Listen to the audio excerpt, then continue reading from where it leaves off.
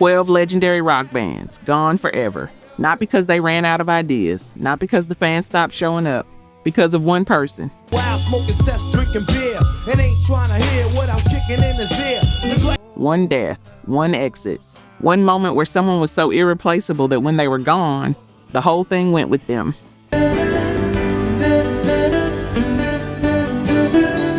You already know some of these names, but the full story of why that one person was the entire thing, that's what we're getting into right now.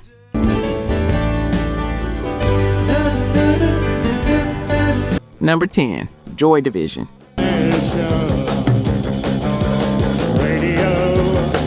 May 18, 1980, Joy Division is 12 hours away from their first North American tour. 3 years of grinding through the Manchester post-punk scene, 2 albums, and now the world is finally opening up.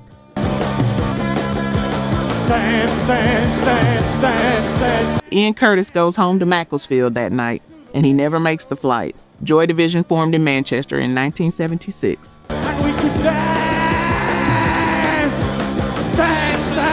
Bernard Sumner, Peter Hook, Stephen Morris, Ian Curtis. What they made was genuinely new. Post-punk, yes, but not loud and defiant in the way you might expect.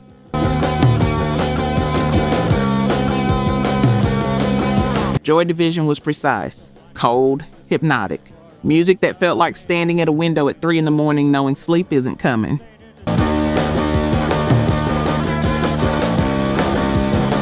Curtis was at the center of everything. His voice, his lyrics, the on-stage presence that was equal parts mesmerizing and deeply unsettling. Dance to the radio.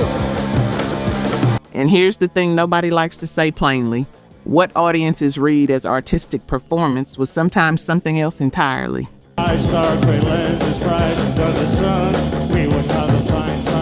Curtis had epilepsy. The convulsive, trance-like movements he made on stage, the ones that looked like possessed, ritualistic dancing, were, on certain nights, the early signs of an actual seizure.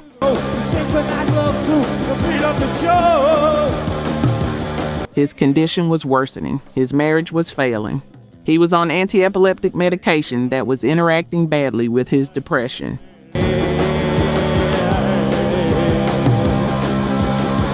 The weight of everything was becoming something no one around him fully understood. The night before the tour, Curtis was alone at his home in Macclesfield. Dance to the radio. He watched Werner Herzog's film Strawcheck, a film about a musician who moves to America and ultimately takes his own life. Then he put on Iggy Pop's The Idiot and listened. Dance to the radio. And sometime in the early hours of the morning, he hanged himself in his kitchen. He was 23 years old.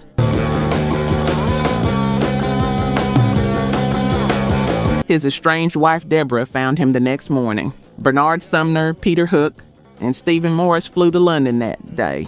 They made a decision that was the clearest thing they could have done.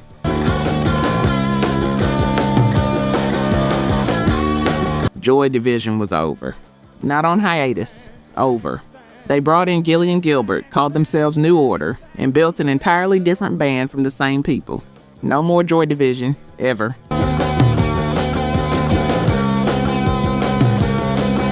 Love Will Tear Us Apart came out weeks after Curtis died. It reached number 13 in the UK. Went on to become one of the most covered songs in post-punk history. He never heard it chart. He never knew the size of the shadow he cast. Doing something that extraordinary and leaving before you could see what it became. That part doesn't go away easy.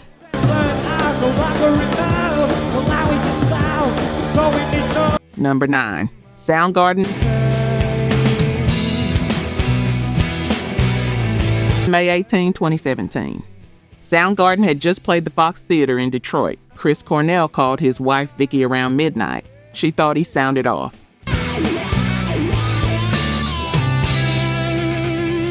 She asked the bodyguard to check on him, and that was it. Soundgarden came together in Seattle in 1984, part of the first wave of what would eventually become grunge, though calling them a grunge band was always a bit reductive.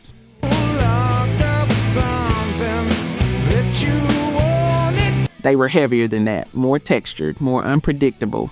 And Cornell had one of the greatest rock voices of his generation.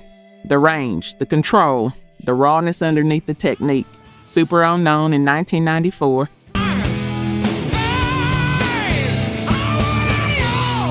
If you've ever put that album on alone late at night and actually listened to it, you know it doesn't just play.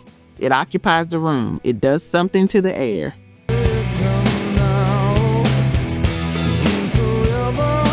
The band broke up in 1997. Exhaustion, creative tensions, the end of an era. And then in 2010, they reformed.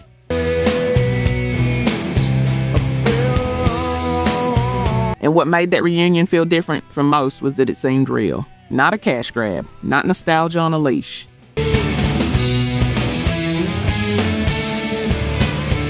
They made King Animal in 2012.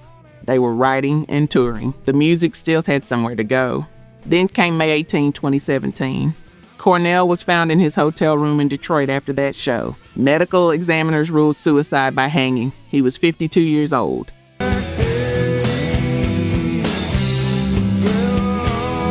His wife argued afterward that his prescription medication had altered his state of mind that night. Whether that's part of the full story, what it doesn't change is the outcome. Kim Thayil, Matt Cameron, Ben Shepherd have been consistent and clear. There is no Soundgarden without Chris Cornell. Not as a policy statement, not as a tribute, because it's simply undeniably true. That voice was Soundgarden. Without it, you don't have the band, you have something else.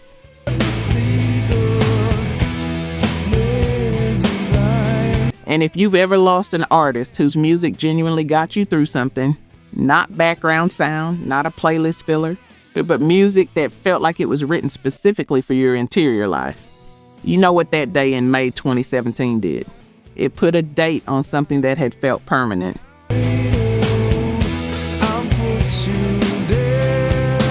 Let's look at the numbers. Only 9% of you are actually subscribed. Honestly, that's tough to see. Our team spends days hunting down archives and verifying every single fact just to tell these stories right. If you've made it this far into the video, you're clearly part of the community, so please hit subscribe.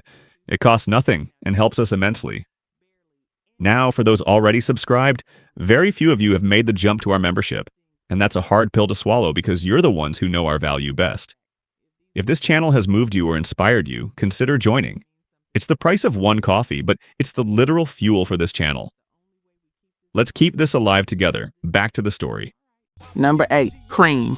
Speed for cracks and weed. The combination made my eyes bleed. No question. Eric Clapton was the most celebrated guitarist alive in 1968. Clapton is God had literally been spray painted on walls in London. Clubs and such who never had much, trying to get a clutch of what I could not touch. Cream was filling arenas on both sides of the Atlantic, and he hated every minute of what that had become. To learn to overcome the heartaches and pain, you got stick-up kids, corrupt cops. Cream formed in London in 1966. Clapton on guitar, Jack Bruce on bass and vocals, Ginger Baker on drums.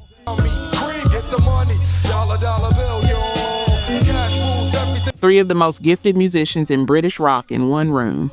By 1967, they were one of the biggest acts in the world. Sunshine of Your Love, White Room, Strange Brew.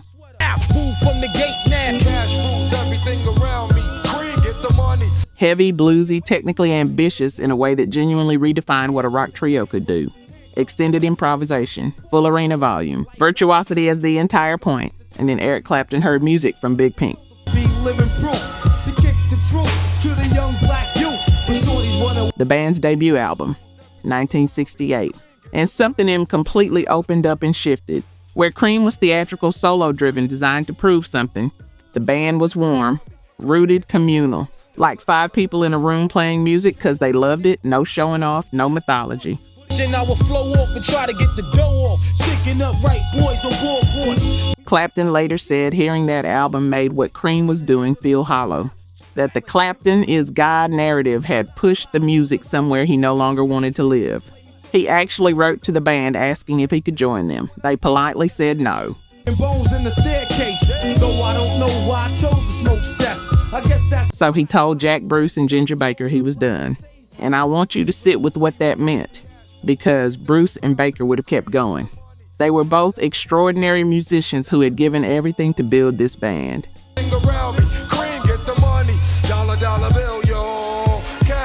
But without Clapton, there was no Cream as the world understood it. He was the name. He was the reason the rooms were full.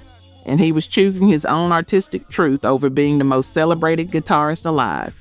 You don't see that choice often. While smoking cess, drinking beer, and ain't trying to hear what I'm kicking in his ear. Cream played 2 farewell shows at the Royal Albert Hall in November 1968. Sold out, emotional, and then done. Some people say Clapton got it exactly right. Others say he walked away from something great that still had places to go. You probably already know which side you're on.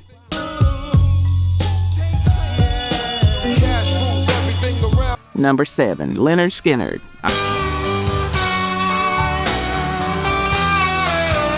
October 20, 1977. Lynyrd Skynyrd's chartered plane runs out of fuel somewhere over Mississippi.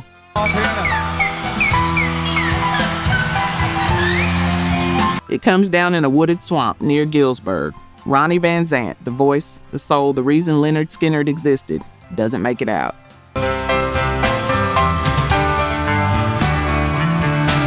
Lynyrd Skynyrd came together in Jacksonville, Florida in the late 60s, and by the mid-70s were the defining band of Southern rock.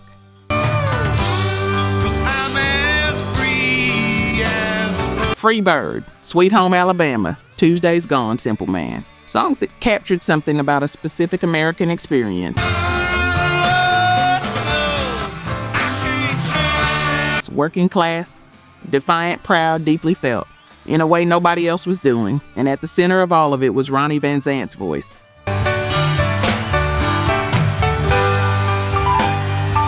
Raw and honest, and sometimes defiant, and sometimes heartbroken, and often all at once in the same song.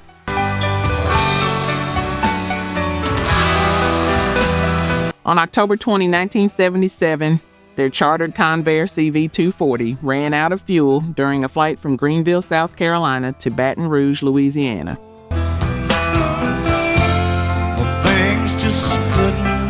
The pilots attempted an emergency landing in remote woodland near Gillsburg, Mississippi. The plane clipped trees on the approach.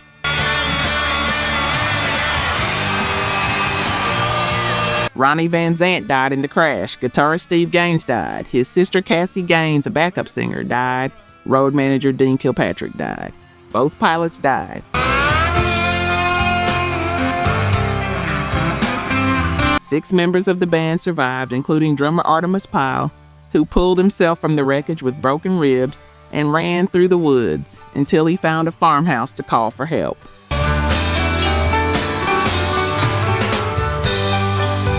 The surviving members disbanded immediately.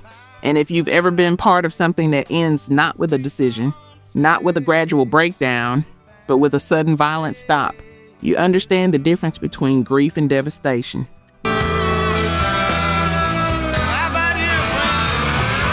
Grief has space in it. What those 6 people carried out of that swamp had no space at all. Lynyrd Skynyrd did eventually reform in 1987, with Ronnie's younger brother Johnny Van Zant on vocals.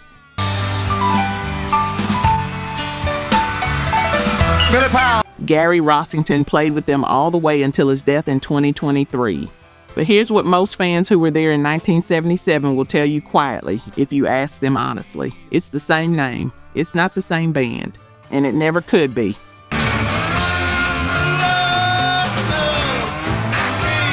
There's a version of Lynyrd Skynyrd with a different ending. 10 more years, maybe a few more classic records. A career that winds down on its own terms. That version ended in a swamp in Mississippi.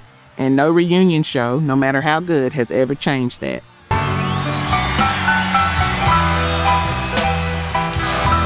Number 6, The Who.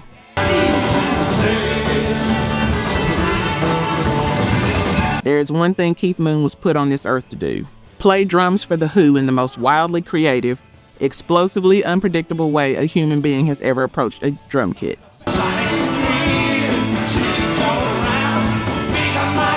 And the moment he was gone, that version of The Who, the one that meant something unrepeatable, it was over.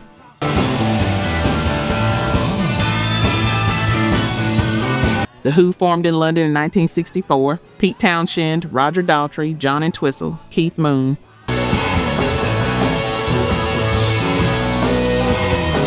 And what made them irreplaceable as a band was the specific collision of those four people. Townshend's conceptual ambition, Daltrey's raw, physical power.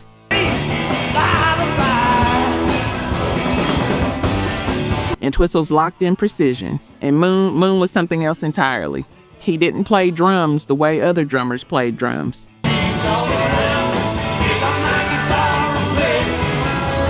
He attacked the kit like someone who'd been told there were no rules and believed it. Absolutely.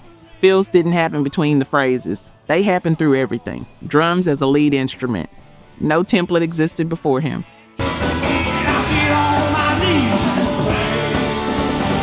He built it from nothing, Tommy. Quadrophenia, live at Leeds. These recordings are monuments.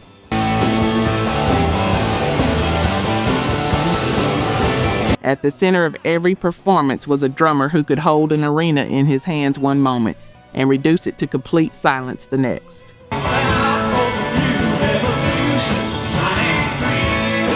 If you've ever seen the footage of Moon playing Young Man Blues on Live at Leeds, you understand that what you're watching isn't just technique. It's something else, something that can't be taught.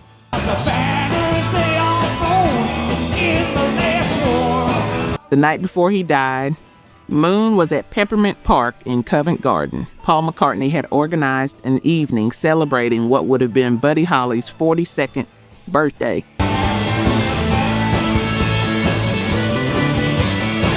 Followed by a screening of the Buddy Holly story at the Odeon in Leicester Square. People who were with him that night said he seemed relaxed, surprisingly sober even.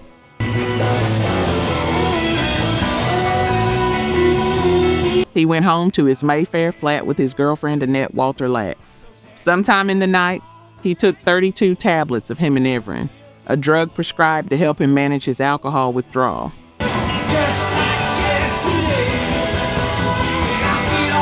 A post-mortem found 26 of those tablets still undissolved in his system.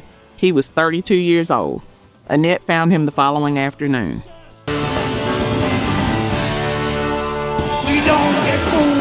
Townshend and Daltrey chose to continue. They brought in Kenny Jones from the Faces. And Kenny Jones is a fine drummer. I want to be fair to the man. But without Moon, The Who became something professionally executed where it had once been genuinely dangerous.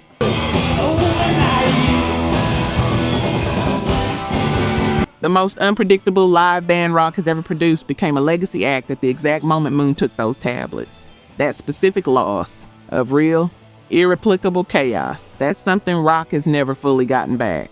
And the party on the left is now party. Number 5, Pink Floyd. A smile from a veil. Roger Waters didn't die, he chose to leave, and then for good measure, he filed a lawsuit to make sure what he was leaving couldn't continue without him. He lost that lawsuit.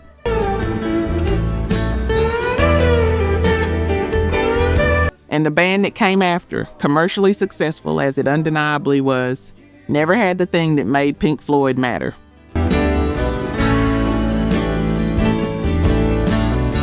Pink Floyd by 1979 was one of the biggest bands in the world. The Wall would sell over 30 million copies. Dark Side of the Moon had spent years on the Billboard chart in a run that remains almost unimaginable today.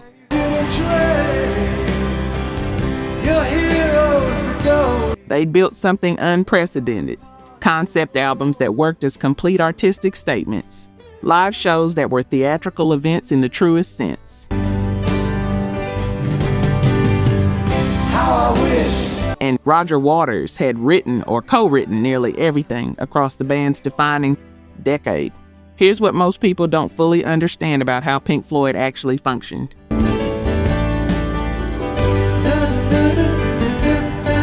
David Gilmour was the guitarist. Nick Mason was the drummer, but Roger Waters was the architecture. The Wall was his documented breakdown on record. Animals was his political fury. Wish You Were Here was his letter to Syd Barrett and to the parts of himself that the industry had already consumed. Did did you exchange? The emotional logic of Pink Floyd, the reason those albums felt like they came from somewhere real, was Roger Waters' logic. By 1985, the relationship had collapsed completely. After year, running over the same. The sessions for the final cut in 1983 had been brutal. Waters announced his departure in December 1985. And then, in a move that stunned everyone, he filed a lawsuit in 1987 to dissolve the Pink Floyd partnership, to prevent Gilmour and Mason from using the name.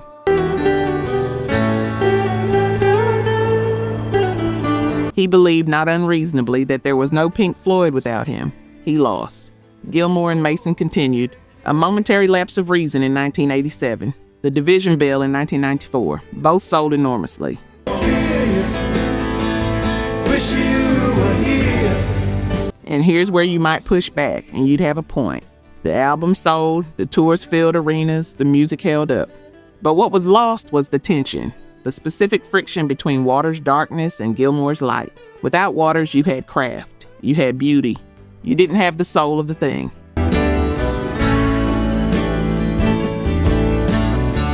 Waters and Gilmour played together one more time. Live 8 2005 at Hyde Park. 4 songs. People wept in the crowd, and then it was permanently over. The greatest art rock band in history ended because one person decided they were done. And the two halves that remained, individually extraordinary, have never been able to become the thing they were together.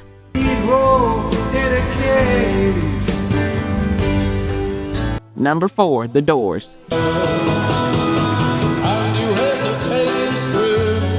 July 3, 1971, Jim Morrison is found in the bathtub of his Paris apartment by his girlfriend Pamela Courson.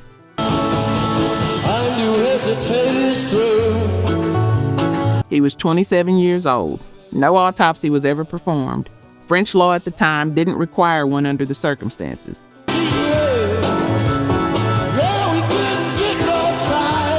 The official cause of death was listed as heart failure. And none of that clinical language accounts for what was lost.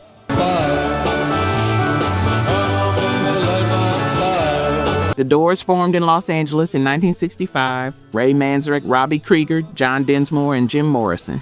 3 exceptional musicians who constructed something genuinely unusual.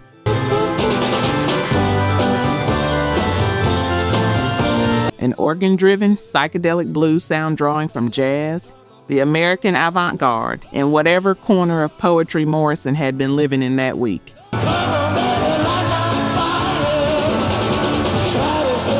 He had read Rimbaud and Blake and Nietzsche, and decided that a rock concert should feel like a ritual, like something dangerous was happening and nobody could be entirely sure what it was.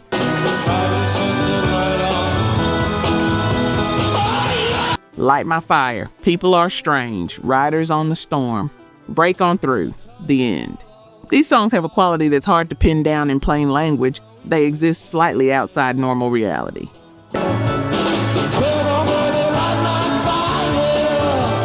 That's not a cliche. It's a specific atmospheric quality that came directly from Jim Morrison's presence in the room. His performances were genuinely unpredictable, not manufactured unpredictability, the real thing. You didn't know what he was going to do, which was terrifying, which is exactly why nobody could look away.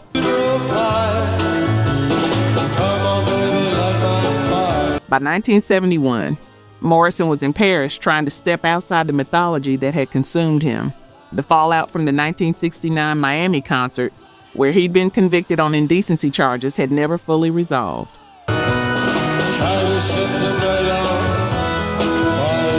He was drinking heavily, writing poetry, looking for something quieter than what his life had become. Whether he found it, he didn't have long.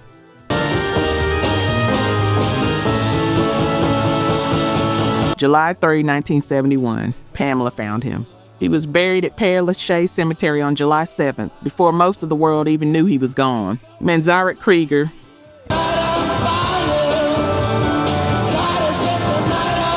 and Densmore did try to continue 2 albums as a trio, Other Voices in 71 and Full Circle in 72. And to their lasting credit, they didn't drag it out. They acknowledged what everyone already knew.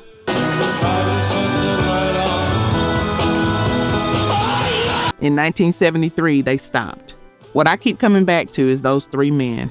Ray Manzarek, Robbie Krieger, John Densmore. They built something genuinely extraordinary.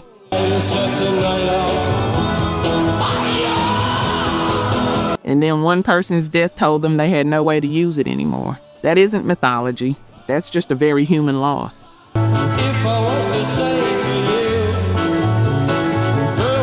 Number 3, the Jimi Hendrix Experience.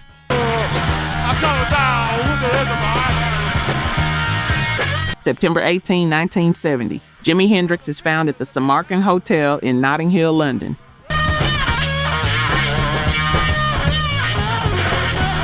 He had taken 9 of his girlfriend Monica Dannemann's Visperax sleeping tablets. The normal prescribed dose was half a tablet. He was 27 years old.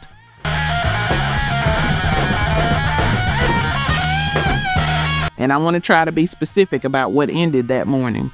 Because we say greatest rock guitarist who ever lived so often that it's lost most of its meaning. So let me try to say it differently.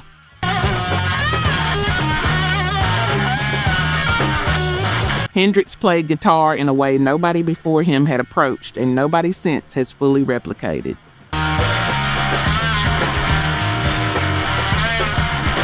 He heard blues and rock and R&B and jazz and psychedelia simultaneously and combined them in real time in every song and every solo.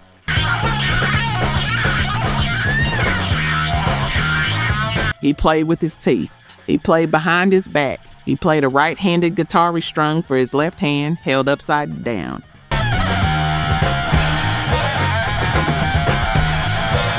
And through all of that showmanship, the technique was always in service of the feeling, not the other way around. The virtuosity meant something because the emotion underneath it was real. Are you experienced? Axis, Bold as Love, Electric Ladyland.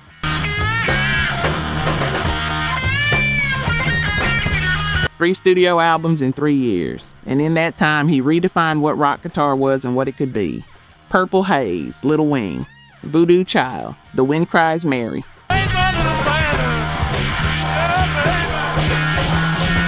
His Star Spangled Banner at Woodstock in 1969, making that guitar sound like bombs and sirens and the entire contradictory weight of a country at war with itself, remains the most powerful performance of that song ever recorded. And probably always will.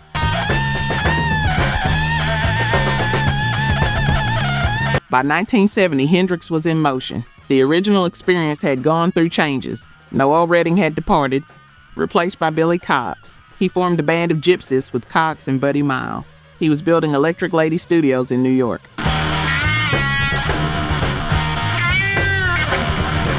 Always experimenting, always recording, always moving toward what came next. There was always a next, and then there wasn't.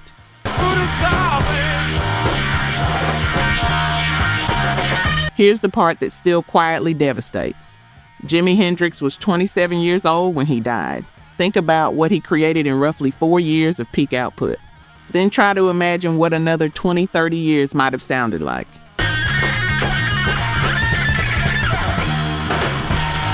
Every direction rock moved after 1970. Heavy metal, blues revival, psychedelic funk, fusion grew from seeds he planted. We got the seeds. We never got to see what Hendrix himself would have done with the soil. And that absence, the music that simply doesn't exist, that's the real loss.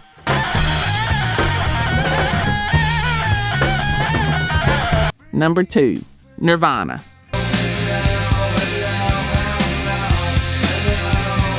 You probably know exactly where you were when you heard, not because you try to remember it, because you've never been able to forget it.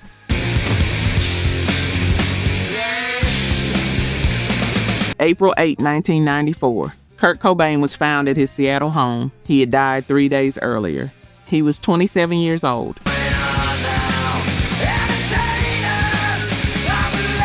And for a generation of people, something fundamental shifted that day.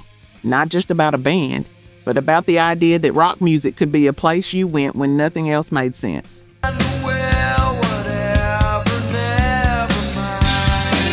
Nirvana formed in Aberdeen, Washington in 1987, Cobain and Chris Novoselic. Dave Grohl joined in 1990.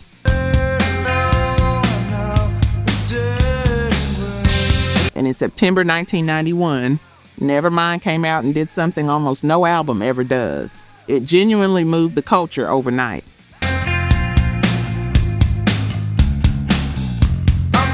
Songs that had been playing on college radio were suddenly everywhere. Smells Like Teen Spirit, Come As You Are, Lithium, In Bloom. A raw, distorted, emotionally direct sound that displaced an entire decade's sonic dominance in what felt like a matter of weeks. What Nevermind actually did stated plainly. It ended hair metal, not metaphorically.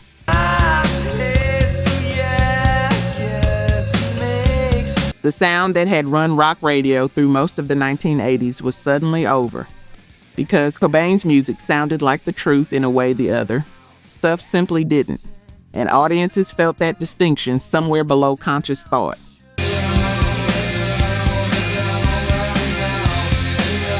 But here's the part that never gets talked about the right way. The success wrecked him, not in a cliched rock star sense. In a specific, documented, quietly devastating way.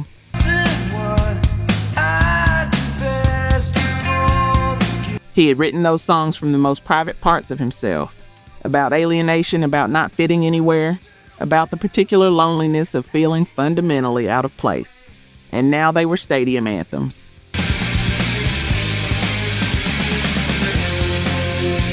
The thing he'd been running from had become the thing he was selling. He wrote in his journals that he felt like a fraud. And that isn't just melancholy. That is a specific kind of unbearable. He struggled with chronic physical pain. He struggled with addiction. He left a rehabilitation center in Los Angeles on April 1, 1994. 4 days later, he was gone.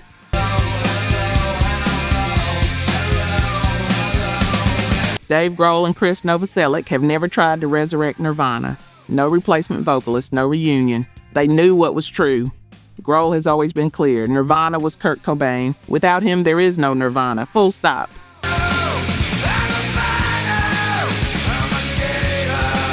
And if that music gave you something real to hold on to, not background sound, but something that felt like it understood you at a specific age in a specific way, then you know what April 8, 1994 did. The grief doesn't fully go away. It just becomes part of how you hear the music, permanently for the rest of your life.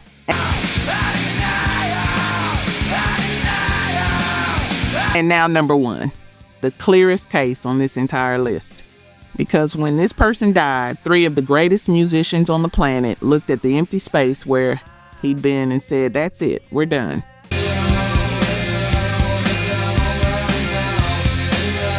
Number 1, Led Zeppelin.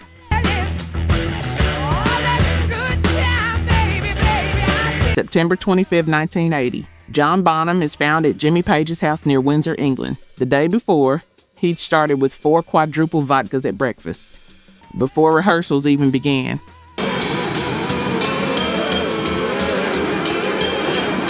He kept drinking through the session and through the evening until he was helped to bed after midnight. 40 shots of vodka over the course of the day. John Paul Jones found him the following afternoon.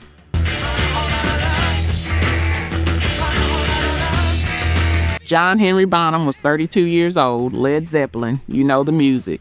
But I want to stop for a moment and talk about what John Bonham actually was inside that band. Because it's easy to say greatest rock drummer who ever lived and slide right past the specific thing that made him the one irreplaceable piece.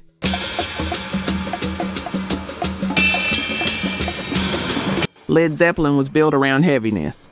Emotional heaviness, physical heaviness, sonic heaviness. And the reason it worked, the reason when the levee breaks sounds like the earth itself shifting, the reason Good Time Bad Times can stop a room dead, was the man behind the kit.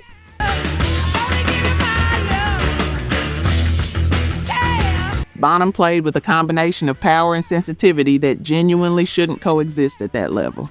Most drummers have one. He had both, simultaneously, on every single take in every live performance, night after night.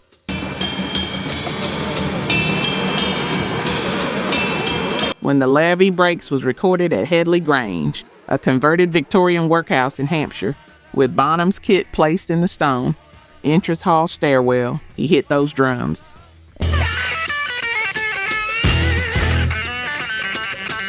And the sound that came back through the microphone set high up in that staircase was so enormous and so primal that it became one of the most sampled drum recordings in the history of recorded music. Not because of studio processing, because of what one man's hands and feet could do in a room. That's the difference.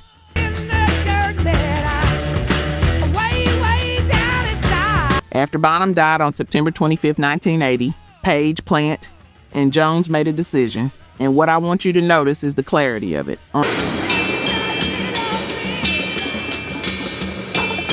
On December 4, 1980, roughly 10 weeks after Bonham was found, they released an official statement.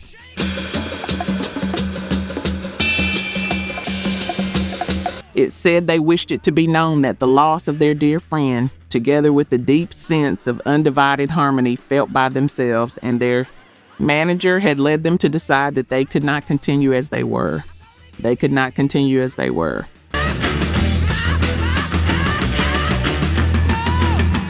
Not we needed time to grieve and then we'll see. Not we'll find the right person eventually. We could not continue as we were.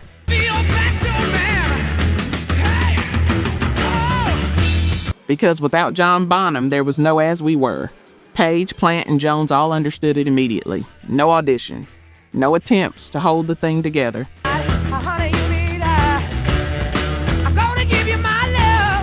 They recognized that one person was so essential to what Led Zeppelin was that his absence didn't weaken it. It ended it, completely, with no possibility of repair. There have been moments since. 3 reunions across the decades.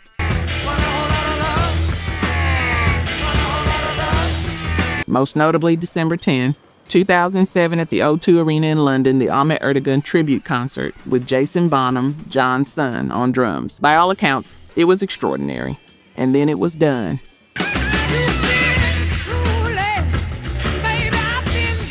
Because even with the most gifted, most emotionally invested possible tribute to his father behind the kit, Jason was playing in honor of something, not as part of it. Jimmy Page put it simply.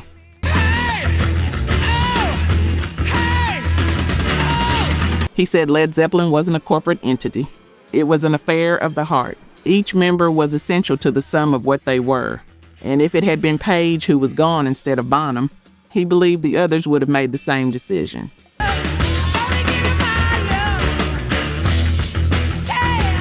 That clarity, that immediate, unambiguous understanding that one person was the entire equation, that may be the most honest thing any band has ever said about what it means to lose someone who cannot be replaced.